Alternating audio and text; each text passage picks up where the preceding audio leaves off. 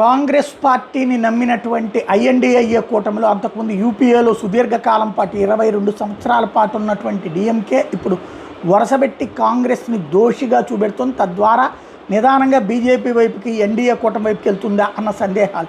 ఉదయనిధి స్టాలిన్ తాజాగా మరొక్కసారి స్టేట్మెంట్ ఇచ్చారు. ఇకపైన జీవితంలో కాంగ్రెస్ పార్టీని నమ్మము, కాంగ్రెస్ వెన్నుపోటు పొడిచింది అన్నటువంటిది, కనీస కృతజ్ఞత కూడా లేదు దానికి అన్నటువంటి వాదన తెర మీదకి తీసుకొచ్చారు.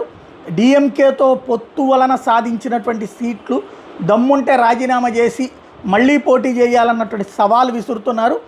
అదే సందర్భంలో ఇకపైన మళ్ళీ వాళ్ళతో తమిళనాడులో పొత్తు ఉండదని తేల్చి చెప్తున్నారు. பாஜகவுடைய வெற்றிக்கு தொடர் வெற்றிக்கு நான் கூட மோடியும் அமித்ஷாவும் தான் காரணம் அப்படின்னு நினச்சிட்டு இருந்தேன்.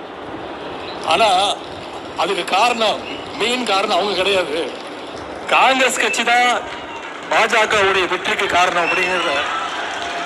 దేశంలో బీజేపీ విజయానికి కారణం మోడీ అమిత్ షా అనుకున్నాను నిన్నాళ్ళు కాదు, కాంగ్రెస్ దరిద్రపు రాజకీయాల వల్లే అంటూ ఇప్పుడు ఉదయనిధి స్టాలిన్ స్టేట్మెంట్లు ఇస్తున్నాడు.